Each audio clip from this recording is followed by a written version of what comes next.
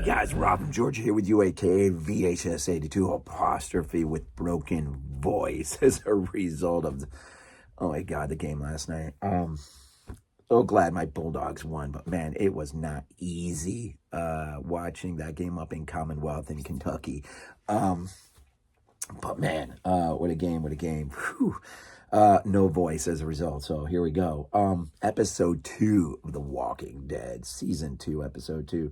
Bloodletting is the title, and refers, of course, to the last moment of the previous episode, Carl being shot.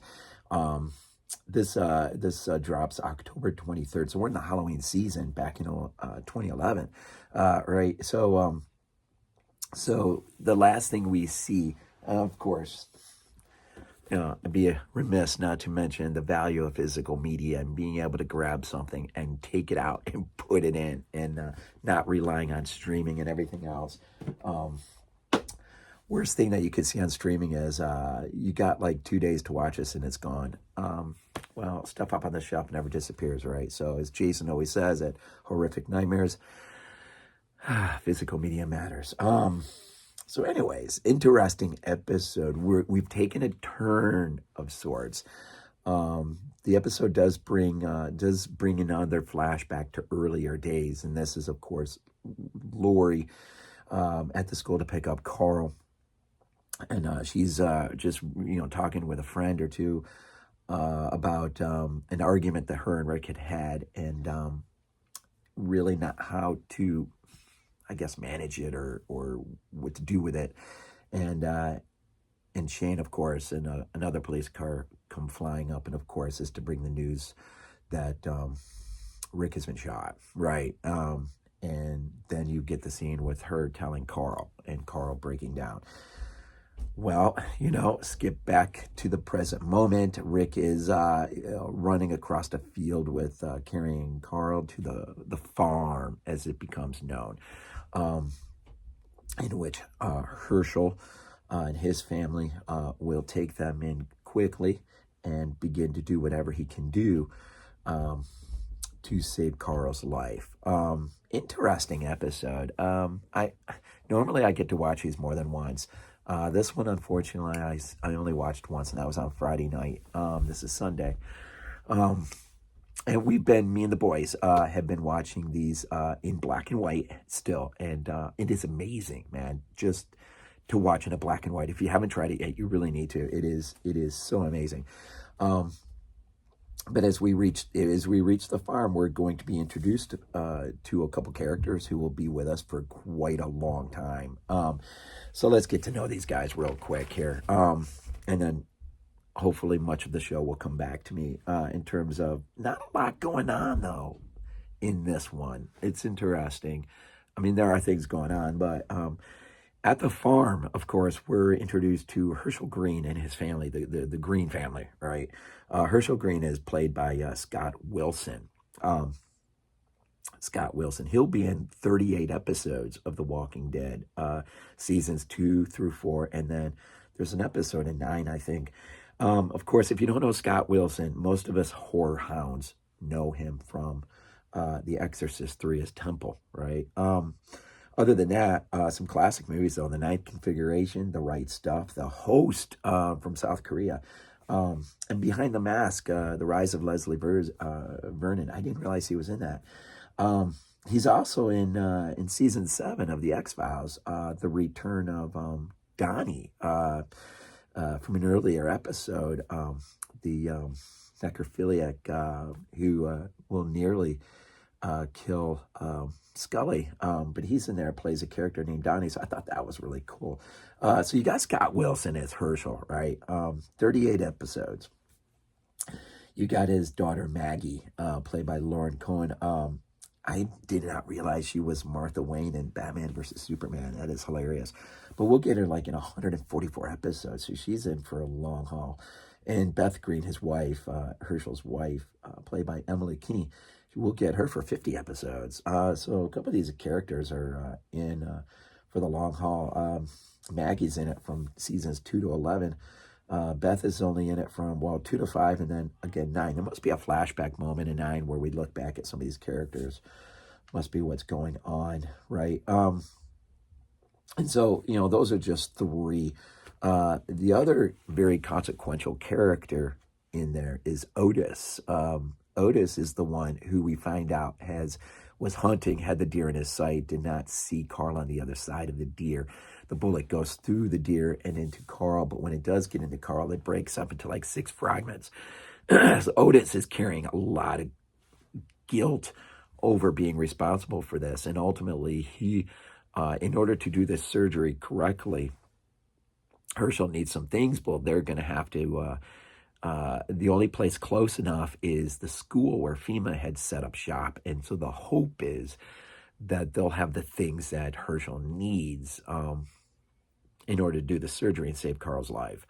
And so Shane and Otis will go together to make this run. Meanwhile, you've got Laurie and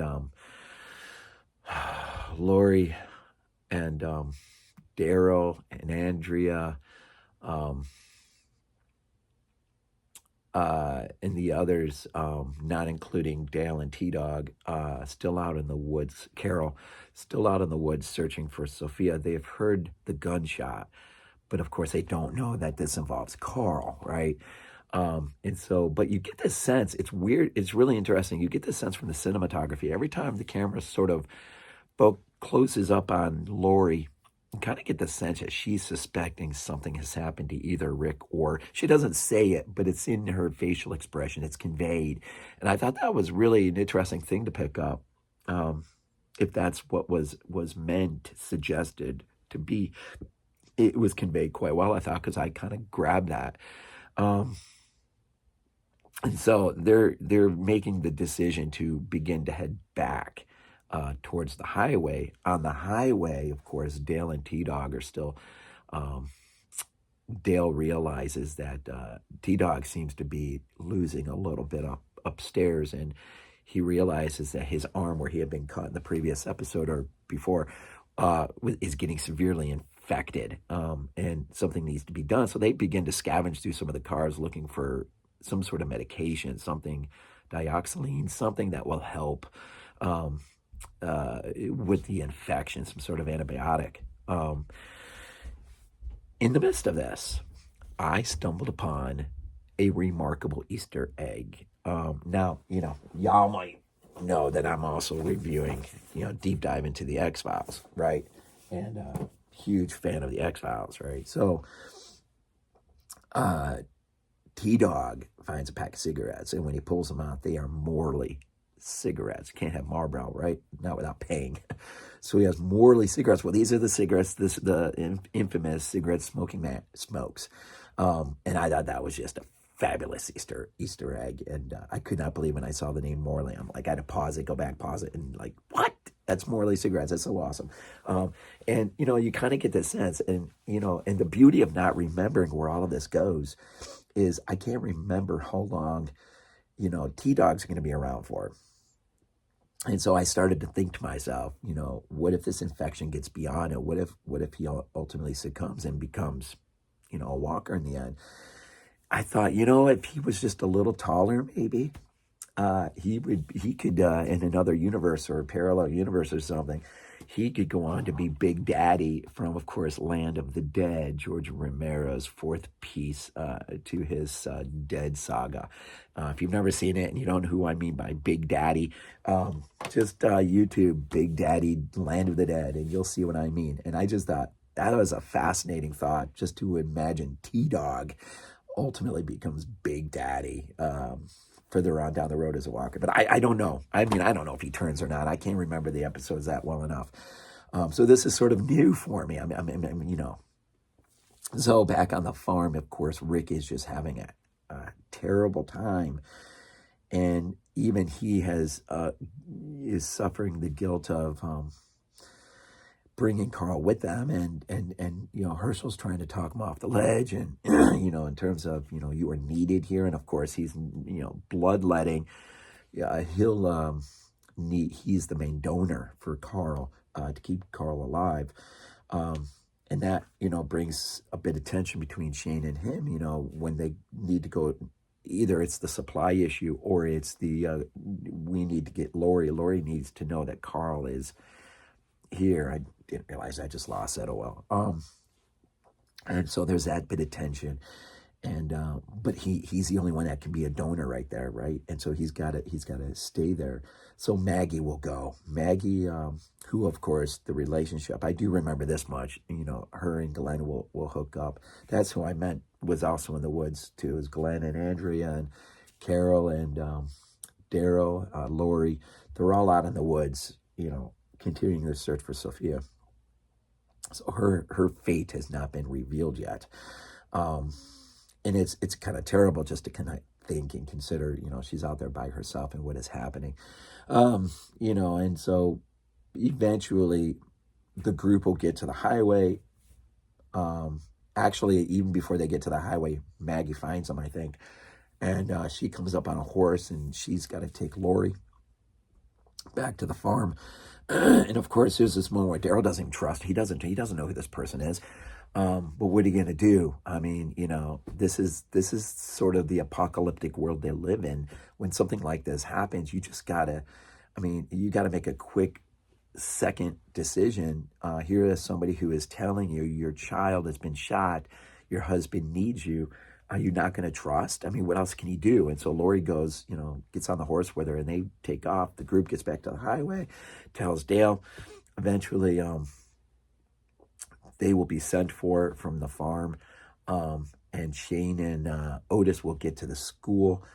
They will ascertain the supplies they need. But then the trick is getting out. And towards the end of the show, of course, they have to barricade themselves into the school as a result of the zombies just coming in. And that's one of the things, too, that I've noticed.